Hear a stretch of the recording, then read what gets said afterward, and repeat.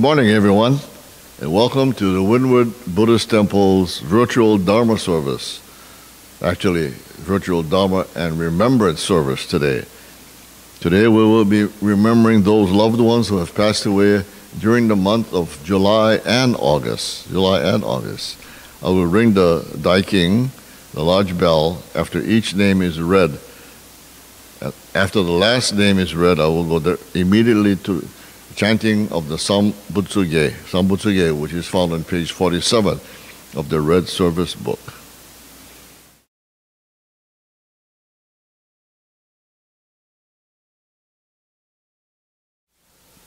Namo tassa bhagavato arahato Samma Sambuddhassa.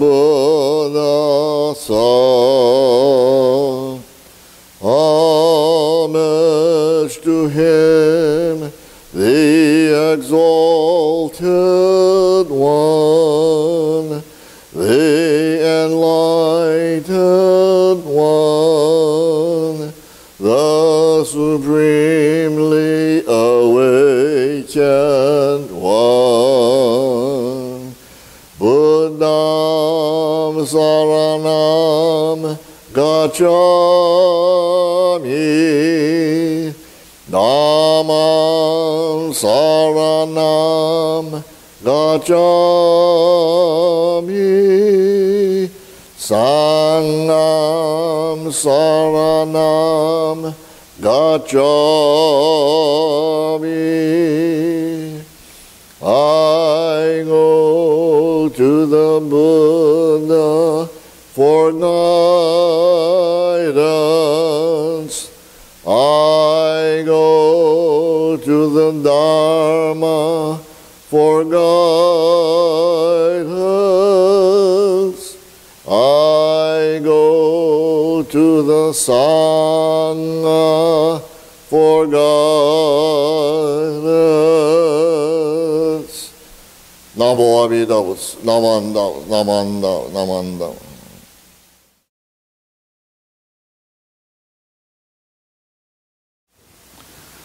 Bujo Mina Nyorai Niudo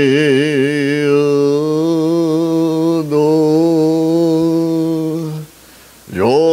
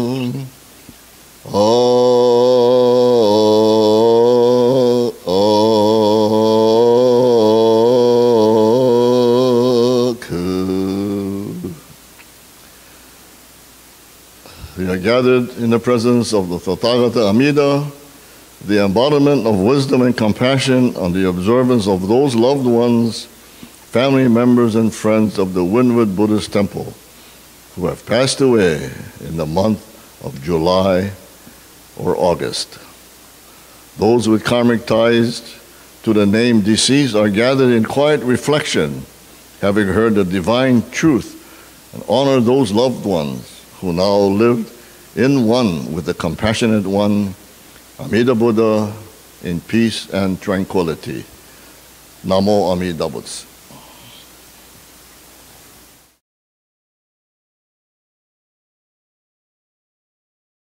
The reading for today is the 6 Paramitas. Please follow along with me. First, dana, or giving. May I be generous and helpful.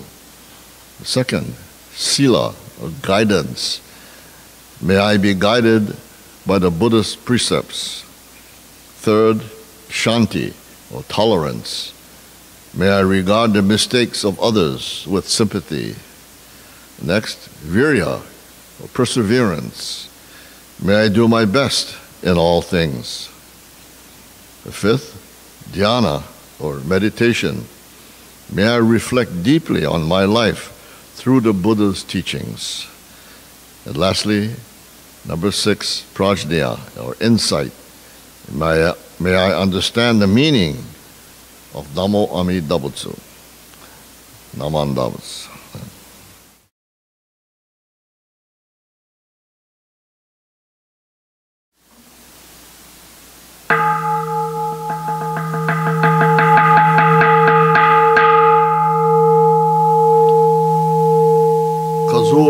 Sumikawa.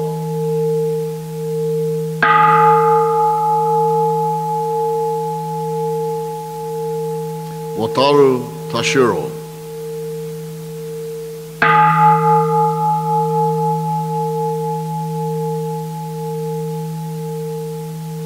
Toshio Miyamoto.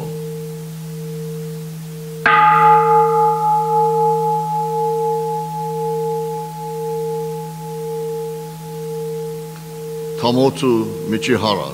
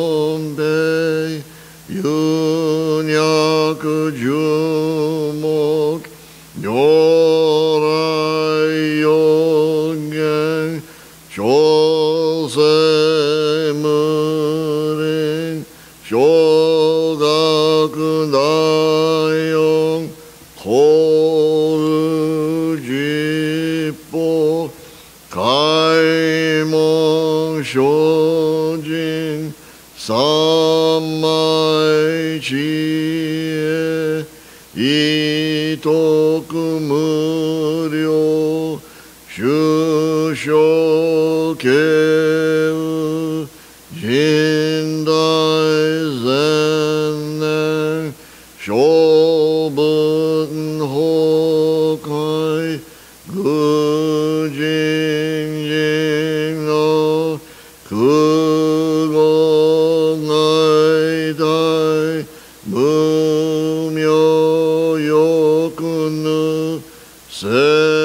song yomu nin no shishi jendoku muryo kukun kodai chi jingmyo komyo iso shindo daisen langa sabun daisho ho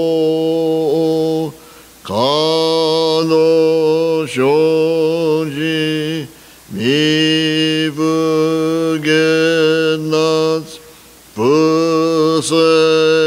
pusejoi kainin shojin nyoze samai shie ijo gosei tokubutsu fugyo shingan isai kuku isandayan keshi udut yakusen no guman muryo daisho shunyo goja kuyo isai shito shobut funyo gudo kensho fukyak inyo goja shobun sekai bufukake mushu sendo komyo shisho hen shisho kok nyoze shonjin ijin nanyo ryogna sabun kokudo naish goshu kimyo dojo chosetsu kokyo nayon nimutoso gato aimin dodan isai jippo aisho shinen shoujo ito ga kok keraku annon kobun shingmyo zega shingsho hongang no hi riki shoshoyok jippo sesong chi emuge joryo shison chi ga shingyo keryo shingshi jogu doku chu ga gyo shojin ninju fuke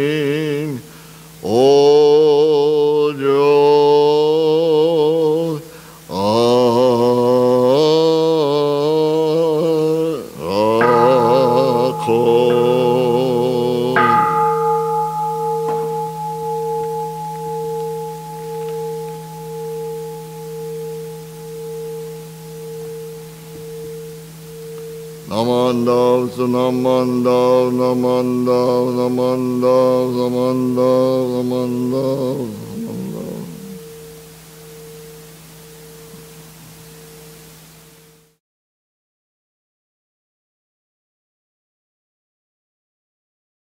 Good morning, everyone, and welcome once again to the Windward Buddhist Temple's virtual Dharma service. Let's put our hands together in reverence as I read these words. And this is from the preface of the collected works of Shinran.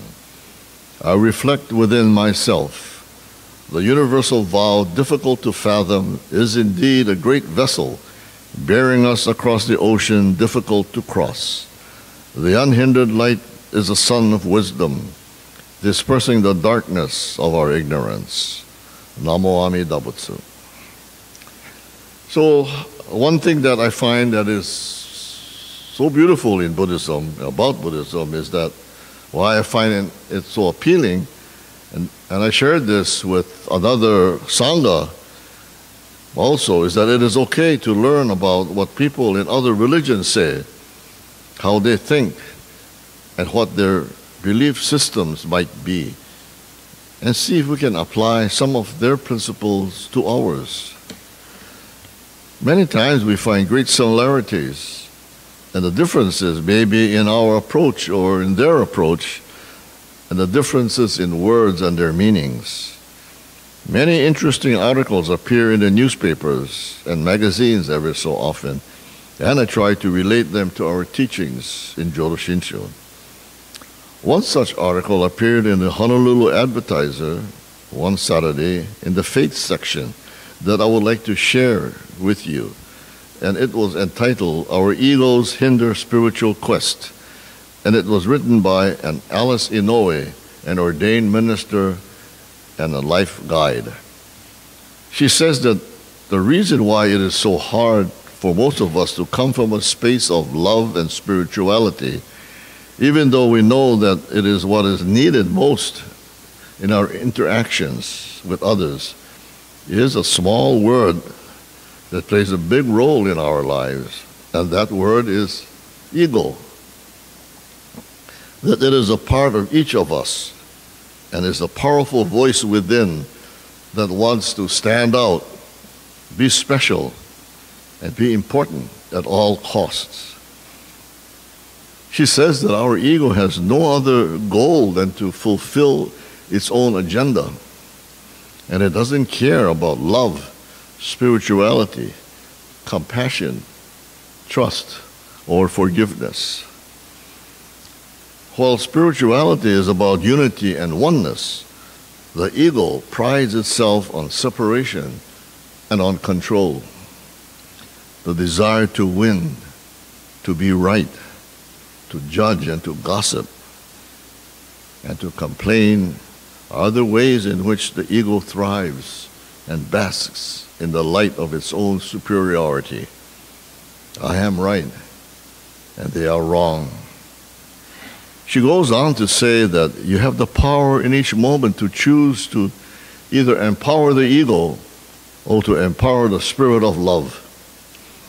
While one may feel that the ego is so interwoven into your personality that you cannot control your thoughts or actions, you are on the right track when you simply become aware of the ego and see it work from a detached perspective. Coming from a place of love requires an effort to be more understanding and less judgmental, and more compassionate. Trusting that any challenge that comes into your life is there for your growth and evolution gives a perspective. When we minimize the ego's control and cultivate spiritual interaction, re-embrace our interactions and choices with compassion, and bring more happiness and joy to our lives. Bishop Marvin Harada of the Buddhist Churches of America discussed the three poisons in Buddhism in the Wheel of the Dharma, their official publication. In In an article, he stated that some people think that an enlightened being like the Buddha never gets mad, never gets angry. But he said that is not true. That the difference between the Buddha or an enlightened being and ourselves is that for a Buddha, their anger does not last long. Although that doesn't sound like much of a difference, in actuality, it is. It's a huge difference. An awakened person feels their anger rising up within themselves, but is able to let go of this anger right away, just like letting go of a balloon and let it float up into the sky. He writes that we unenlightened beings not only feel our anger arise, but we hold on to our anger for days and weeks, months, and even years. If we reflect on ourselves, isn't there something in your past, something that someone said to you or did to you that you are still angry about to this very day? I'll give you an example of my own holding on to that anger. I periodically recall this incident in my life that happened to me many, many years ago when I was in the 3rd grade. That was when I was 8 years old, and now I'm approaching 84. So that makes it 75 years ago that this incident happened to me. It was in class that day during the Christmas season, and a teacher had us sitting on the floor around her while she was on the chair. She was talking to us about Santa Claus and how we should make a list of things, all the things that we wish to get from Santa, and that we should write a letter asking for all of our wishes. Well, she went on, and at one point I turned to my friend who was sitting next to me, and I whispered to him that I didn't believe in Santa Claus, that our parents actually bought all the gifts and placed them under the tree. I had proof of that because those days I was sleeping in the living room right next to the Christmas tree, right where the tree was, and I saw them putting the presents under the tree while I made believe I was asleep. Well, the teacher heard me whispering all this to my friend, and so she stopped talking and very angrily asked me to stand up and come forward. I did, and the next thing she did was to ask one of her favorite students. That was my perception after the incident. She asked her favorite student, what should be done with me? The favorite student told her to give me 20 whacks on my hand with a ruler, 10 on each hand. And so she proceeded to do that, and I was more humiliated than felt the pain of the ruler. Of course, those days you never went home and told your parents about things like that. Or you would probably get the same treatment at home. But I never forgot it, even to this day. Although how I felt towards that student has now become a sort of a humorous event, but I still remember it. Well, several years ago, I ran into that girl and reminded her as a means of closure for me, I guess. But she didn't recall it. But I held on to it all that time, even to this day, as I was writing this for my Dharma message to present to you this morning. There is a Zen story about 2 monks and a woman. And perhaps you may have already heard it. Anyway, a senior monk and a junior monk were traveling together. At one point, they came to a river with a strong current. So as the monks were preparing to cross the river, they saw a very young and beautiful woman who was also attempting to cross. A young woman asked if they could help her cross to the other side. While the two monks glanced at each other because they had taken vows not to touch a woman. But then without a word, the older monk picked up the woman, carried her across the river, placed her gently on the other side, and they carried on with their journey. The younger monk couldn't believe what had just happened. After rejoining his companion, he was speechless. An hour passed without a word between them. They did not talk to each other. 2 more hours passed, and then 3. Finally, the younger monk could not contain himself any longer and blurted out, "You know, as monks, we are not permitted a woman.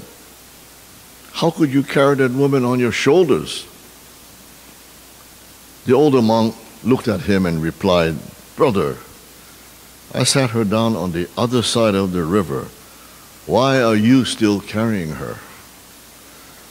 So while this story is not exactly about one of the 3 poisons, that of anger, it is a message about living in the present moment. We very often carry our past hurts like getting spanked on the hand 20 times. We all go throughout our lives when people say hurtful things about us or behave in ways that is hurtful to us. Now we can choose to ruminate over those past actions and events. If we do that, it'll ultimately weigh us down and sap our energy as well. Instead, we should learn and choose to let go of what does not serve us anymore and just live in the present moment. We should find a level of peace in our lives and find happiness in the present circumstances of our lives. Bishop Harada related another story that Professor Shigaraki of Ryukoku University told about a member he had known and how a Shin Buddhist dealt with anger. The story is about an elderly gentleman who was a victim of a mischievous prank by some young boys. As the elderly gentleman was walking along the edge of the rice paddy, some young boys jumped out of the bushes and pushed the man into the muddy rice paddy and ran away. Some years later, one of the boys who had grown older confessed to the man that he had been one of those boys who pushed him, and he wanted to apologize. The young man asked the elderly one the question, "I always wondered why you didn't get mad that day and that you never told our parents." The elderly man said, "Oh, I got mad all right, but then I heard the voice of the Buddha saying to me, 'They are just boys. Let it go. Let it go.'" This story illustrates how a Shin Buddhist who has come to receive the heart of the Buddha within their own heart and mind is able to feel anger, but then let it go. Coming to receive the heart of the Buddha, which we call Shinjing in our Shin Buddhist tradition, is the result of deep listening and hearing of the teachings, as well as a life of self-introspection. Bishop Harada says that it is not easy to let go of our anger, but we cannot hold on to it for decades. Who is the one to suffer from holding on to such anger? We are the ones to suffer. It eats away at us from the inside, just like a poison. That it is through the Nembutsu that we receive the power to let go of the anger that we have been holding on for many, many years. I wonder, though, that perhaps although my anger towards the teacher and that favorite student has now turned into a humorous episode, have I still held on to my anger? but have recycled it into a humorous event in my life of 75 years ago as a means of coping with it. Please join me in Gassho once again. The inconceivable working of the power of the Buddha Dharma is such that external hindrances and karmic fetters do not obstruct us. Hence, the universal primal vow of Amida is termed the decisive cause of birth in the Pure Land. Namo Amida Butsu.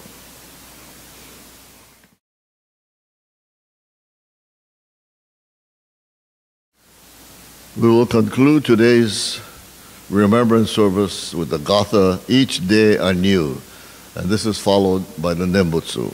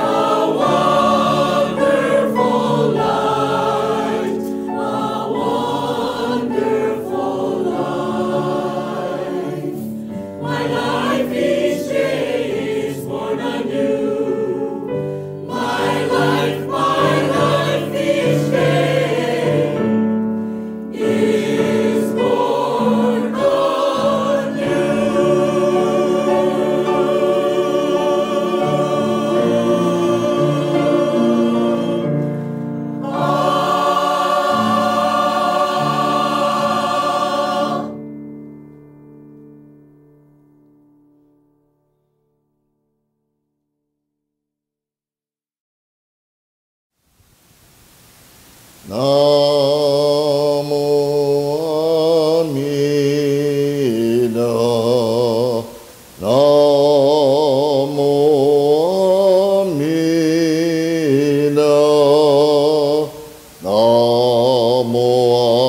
Amida.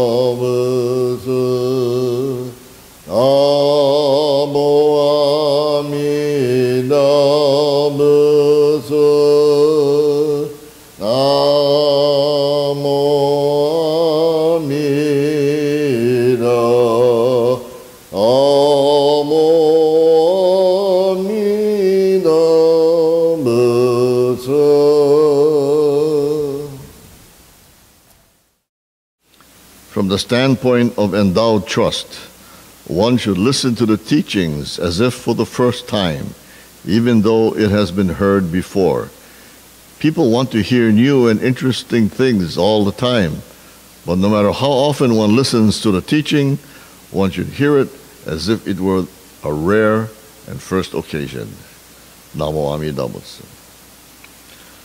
Thank you very much for attending our virtual Dharma service. We will be taking a month break during the month of August. In the meantime, you may be able to watch previous Dharma messages simply by going to our Windward Buddhist Temple website. We'll see you again in September, where most likely we will begin in temple services. But we'll let you know for sure as time goes along. In the meantime, please take care of yourselves. Goodbye.